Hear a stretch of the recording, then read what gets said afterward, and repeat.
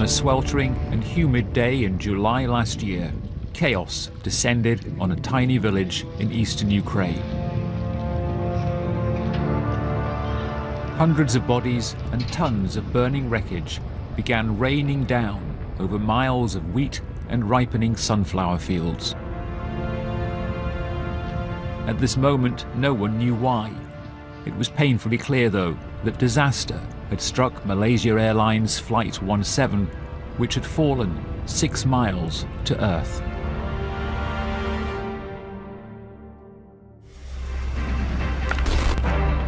A Malaysian Airlines flight. Aircraft of Malaysia Airlines. Malaysia Airlines dengan nomor penerbangan. Is truly shocking. 298 people have been confirmed dead. As news spread across the globe, it quickly became clear that the 298 passengers and crew hadn't been killed in an accident. They'd been murdered. MH17 had been flying normally. There was no mechanical failure and no distress call. But 33,000 feet beneath them was a war zone. And something had blown them out of the sky. For the relatives, the questions were what had happened and why, and then who had been responsible. 10 Britons died in a disaster unlike any other. Rebel soldiers prevented access to the site for long periods. Air crash experts couldn't get in to get answers. Bodies lay rotting for days in hot summer sunshine. One of the worst air disasters the world has ever seen. As the investigation stagnated, interest in MH17 waned and all but disappeared from the screens. Families were left in a void, no information and no action. 6 months on, they're still waiting for answers. At 23, Jordan Withers from Blackpool had just graduated in law from Chester University when MH17 went down. On board was his uncle. Glenn Thomas was a former local journalist who'd been working as a spokesman for the World Health Organization and was on his way to Australia for a conference. There's nothing in the world I'd trade to have, maybe 1 more minute with Glenn. I think about him every day, actually. I might be eating my dinner, I'll stop for 2 minutes and I'll just be thinking about him.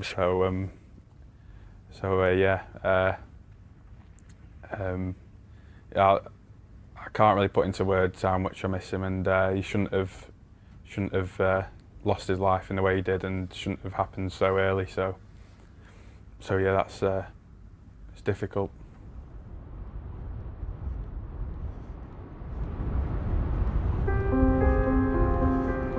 Jordan is leaving Blackpool, heading for Ukraine, where many of the answers still lie.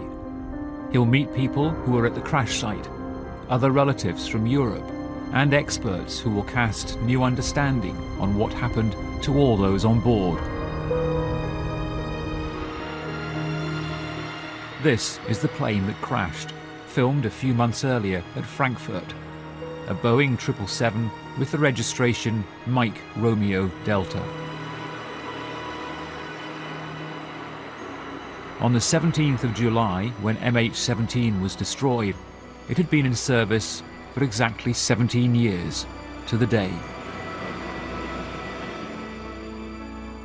Its flight plan would take it from Schiphol Airport in Amsterdam to Kuala Lumpur, some 6,000 miles away, with a flying time of about 13 hours.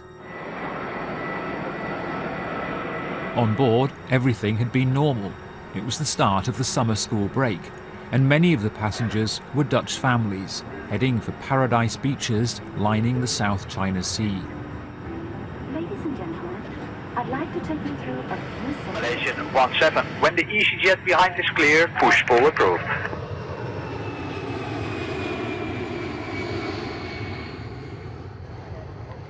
Now, Jordan is to follow part of the same route. He'll fly from Amsterdam to Kiev, the capital of Ukraine. It's made me slightly nervous about flying because, when you set off in a plane, you expect to get there, which is what my uncle expected. I'd like to welcome you on board of this flight to Kiev. And I feel a little bit nervous about flying to Ukraine, obviously with the civil unrest earlier on in 2014 and what happened with MH17. Tomorrow, Jordan will learn how the loss of his uncle's flight is inextricably linked with Ukraine's recent bloody history. Just 5 months before MH17 was shot down, Kiev was in anarchy.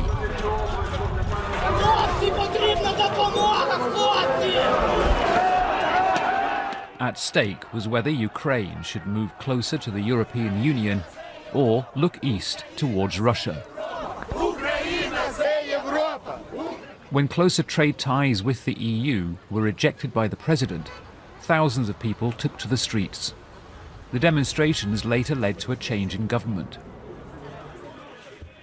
The focus was Independence Square, which became a battlefield with over 100 dead and thousands injured.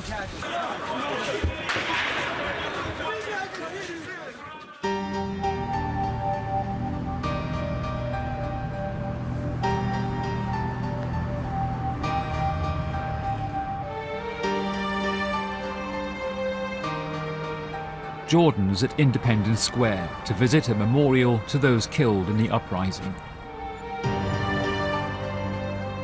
Without what happened here, the plane might have never been down, the other side of Ukraine.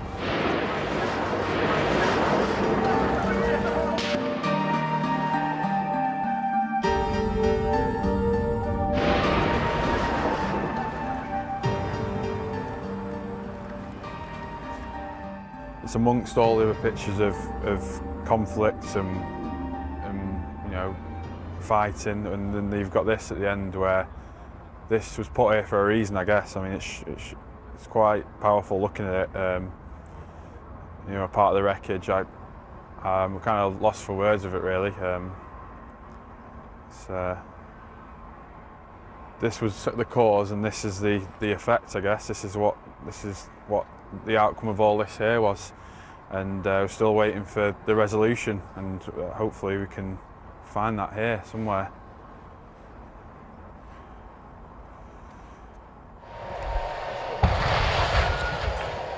Within a month of the uprising, Russia had annexed Crimea from Ukraine. In the east, rebels, allegedly supported by Moscow, declared independence in the regions around Donetsk and Luhansk. This was the area MH17 would be flying directly over just 3 months later.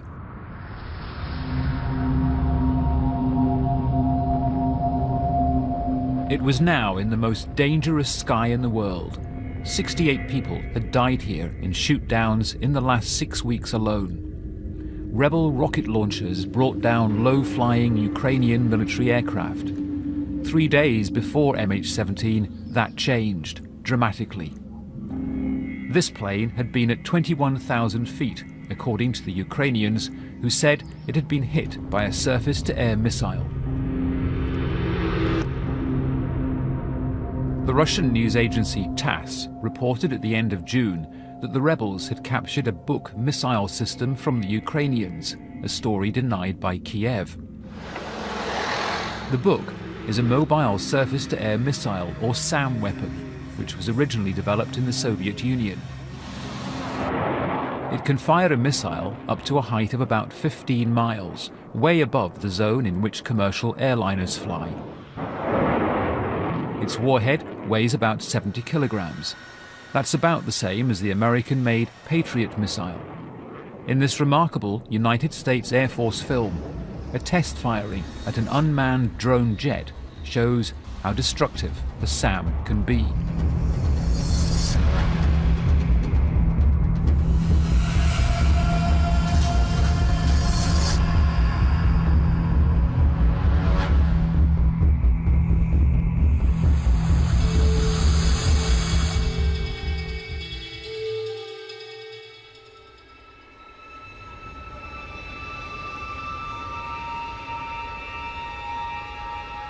MH17 has now flown about 1,200 miles across Europe, Air traffic controllers are monitoring its progress at Dnipro radar in Ukraine.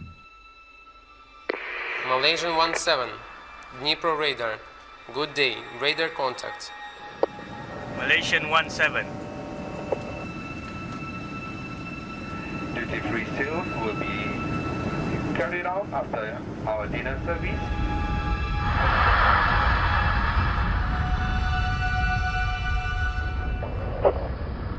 Malaysian 17, how do you read me? Malaysian 17, Dnipro radar. Malaysian 17, Dnipro radar.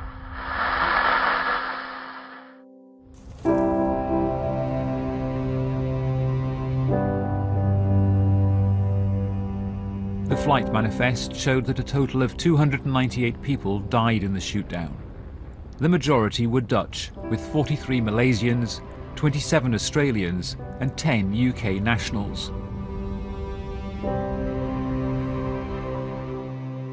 Along with Jordan's uncle, Glenn Thomas, there was Liam Sweeney, a 28-year-old Newcastle United fan, who was travelling with 63-year-old John Alder on their way to follow their team's pre-season tour in New Zealand.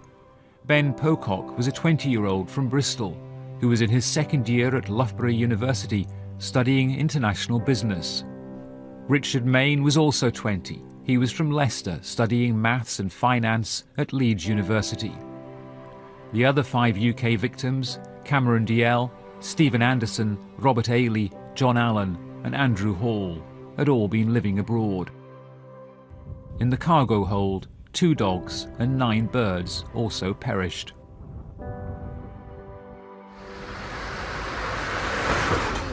Thank you. So what is this called? Yum yum. Yam yam? Yum yum. It's Jordan's first visit to Ukraine. Good. In his quest to find answers, he's arranged to meet a man who was one of the first on the scene of the disaster. Michael Bocherkiw is a Canadian-Ukrainian who works for the Organisation for Security and Cooperation in Europe, the OSCE. It's an unarmed monitoring body supported by states in Western and Eastern Europe, Russia and America. It's fantastic to be able to finally meet you and speak to someone who's been to the crash site and was first on the scene. It's actually a very beautiful area. It's farmland, sunflower fields, bucolic like most of Ukraine is. And the first thing I saw was that kind of iconic tail fin that broke off and was just sitting by itself in a field, I believe it was a wheat field. How dangerous do you think that the site actually was, and could there have been a quicker response from the international community? Well, it is an active conflict zone, and we were reminded by that by shelling in the distance. And then there were some rebel leaders, if you want to call them that, and we didn't receive that warm of a reception, I must admit. They didn't seem happy to see us. They blocked part of the road. We felt somewhat anxious around them. It was a scene where you never knew what might happen next. You know, that first days, they're horrific scenes we saw, some of which we'll never talk about to anybody. And I've seen disasters before, for example, floods in the Philippines, but nothing like this. Right, so today we met Michael from the OSCE. He said to me after the interview, I was getting quite emotional at one point, and I was like, well, this guy who really put his heart and soul into sorting that crash site out for the benefit of the families, I thought that was, you know, such a touching point to make to me after the interview, that he was, you know, that's how passionate he felt about it. And it's a nice feeling knowing that there is people out there that are fighting for the families. In the days after the crash, Russia and the West exchanged tit-for-tat allegations. Ukraine and the West blamed rebels for launching a Russian-supplied missile. Russia denied it, and alleged that a Ukrainian fighter jet had shot down MH17. Dutch experts headed the investigation and eventually collected most of the wreckage. Their only reports so far claimed the jet had been pierced by objects travelling at high speed. the West imposed economic sanctions on Russia, which saw the ruble tumble in value.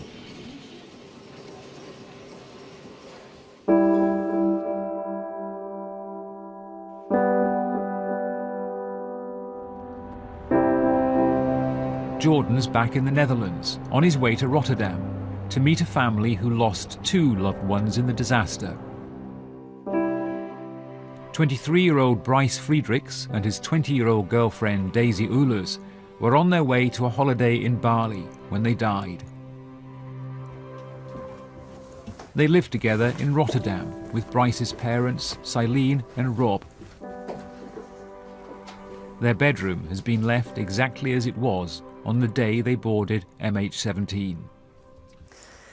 Sometimes I have to cry, sometimes it's like they can come back anytime. Yeah. Sometimes I still think they can walk in the door. Yeah. Anytime. When I look around, it's like stuff like the posters on the walls, the games I used to play and on, you know, games consoles, and the same sort of mess that. Yeah. I love the mess. Boys my age always I love the mess now. Yeah, because it's his mess.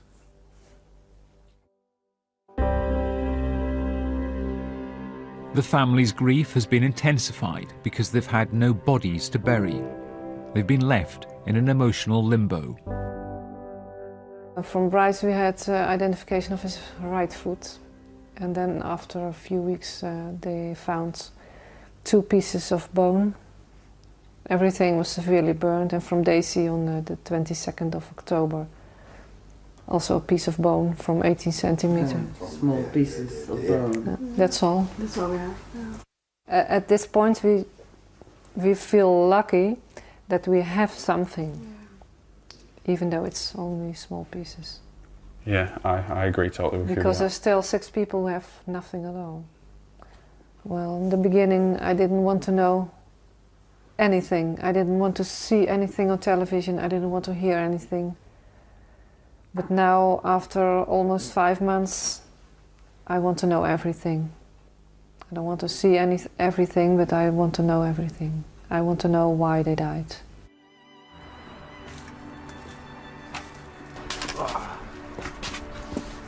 See each other soon, yeah? Yeah, see you soon. It's nice to meet you.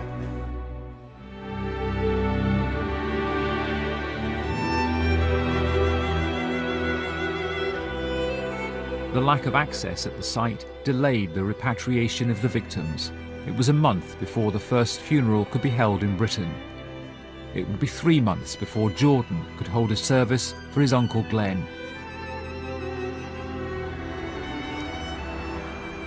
The town of Hilversum near Amsterdam lost 15 people in 3 families who'd been on board MH17. It became the centre of Dutch mourning.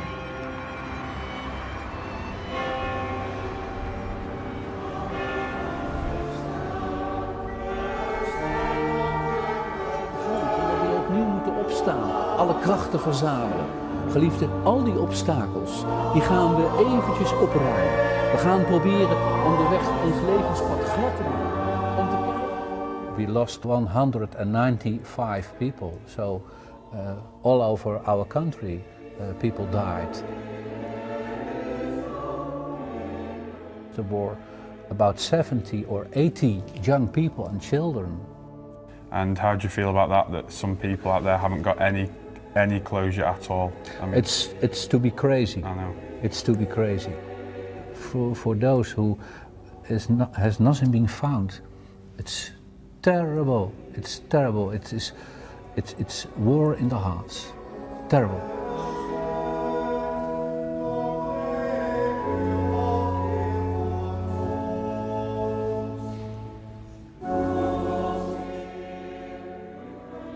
St James's Park, home to Newcastle United, and Jordan is here to maintain a friendship forged in terrible circumstances. Barry Sweeney is a father who first met Jordan in Downing Street as the government briefed relatives just days after the crash. He lost his son Liam, the first British victim to be identified. It's unbelievable, it's a nightmare. I still believe I'm having a nightmare now, and one day I'll wake up and everything will be back to normal. lives have changed forever. My life, your life, everybody else. I remember bringing Liam to Rude Hullett's last game against Sunderland. It was torrential rain here. We were sitting over on the east stand there, and we got beat 2-1, but I think he was hooked after that. Do you think we'll get justice one day?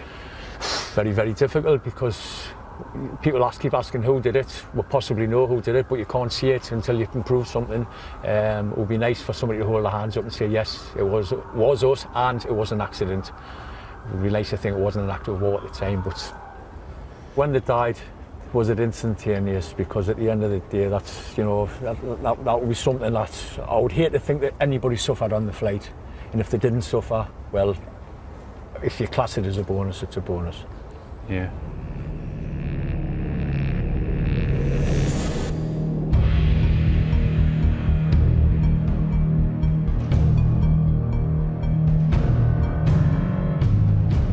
So what did shoot down MH17?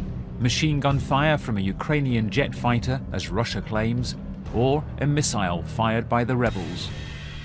Ukraine released what it said were telephone intercepts of rebels discussing the shoot-down of a military plane, which turned out to be MH17. There's never been independent verification. Jordan's come to Cranfield University, where they teach air crash investigators and are experts on ballistic missiles. So we've got a couple of images from the crash site, you know, that people took. I think this is an image still of, I guess, a part of the plane. I'm not sure what part. It looks to be part of the cockpit side. This is the front, and then the side windows of the cockpit. That might be interpreted by somebody who's just looking at this the first time to say, oh, that's a line of machine gun holes, but that's actually quite unlikely because they're very closely spaced and they're not quite round enough to be bullet holes. And what they more likely are a line of fragments from a warhead, and those would start to tell us something about the makeup of the warhead. The bullet is precise, so it produces a precise circular hole. I can't believe the difference between how that bullet hole looks, you know, in comparison to that. That one there's the bullet hole, is that correct? That yes, one, and that's really, really clean. I mean, I can't believe, you know, comparing it to the stuff we've just talked about. I think that kind of debunks the rumour that, you know, it was a machine gun fire, because there's nothing that clean on the plane that we saw. It definitely wasn't machine gun fire, and it was definitely some sort of projectile, missile or warhead.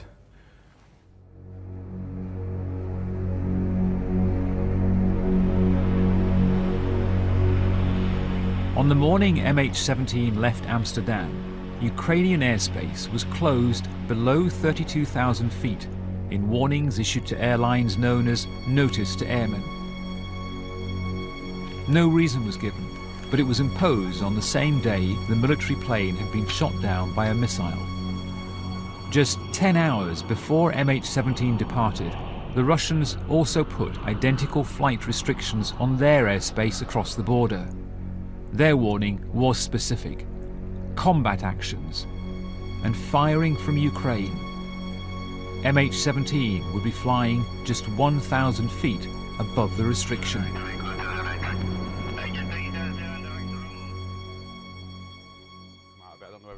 Aviation lawyer Richard Langton has handled cases for relatives of victims of 9/11 and the Lockerbie bombing. I think there's a very strong argument that whatever air traffic control permitted flights at 33,000 feet must have known there was a risk from the ground, because why apply any ceiling unless they know there's a risk? And then not to realise that the risk is still there at 33,000 feet seems to me to be clearly negligent. You know, it's a foreseeable risk that could have been avoided. I mean, that is their job, to make flying safe. For Jordan, it's been a difficult journey, touching wounds that have barely had time to heal. But it's been worth the pain. There are still people caring about this, and making them connections with the other families for me has been absolutely tremendous, because I now know I've got people I can turn to, that I can talk to about it. I can say, look, I'm having a bad day, help me, let's talk about it. And I know that that's something that's been amazing. I just hope he was you know, gone quickly and he didn't feel any pain. That's the main thing for me. I don't think I'll get the whole truth. I don't think we'll get justice. You could put £100 million right in front of me and someone says, will you be quiet about this whole thing and be happy? I'll go, no, you can take your money. And unless I could buy Glenn back with that, then no. You know, I'm never going to be happy. There's always going to be a part of me missing.